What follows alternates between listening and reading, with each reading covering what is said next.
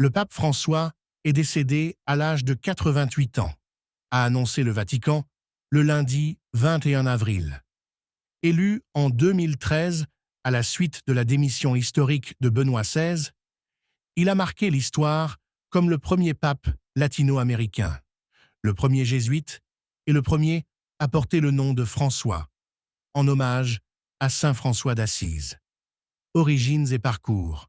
Né Jorge Mario Bergoglio à Buenos Aires en 1936, dans une famille modeste d'origine italienne, il rejoint la Compagnie de Jésus à 21 ans et devient prêtre en 1969.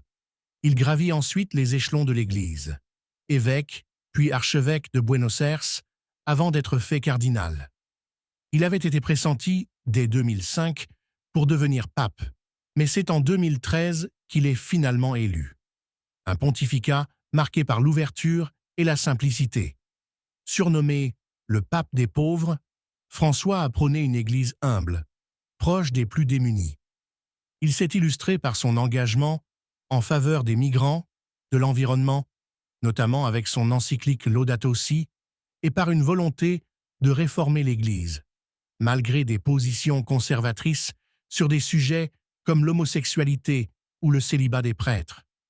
Un pontife affaibli mais actif, malgré une santé déclinante, des douleurs aux genoux, une opération du côlon, une hernie et une bronchite.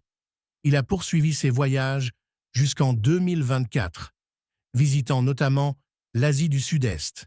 Il se déplaçait en fauteuil roulant ces dernières années et avait perdu partiellement l'ouïe. Une fin annoncée avec émotion, le cardinal Kevin Farrell a confirmé la mort du pape à la télévision du Vatican, évoquant une profonde tristesse. François avait récemment souffert d'une double pneumonie.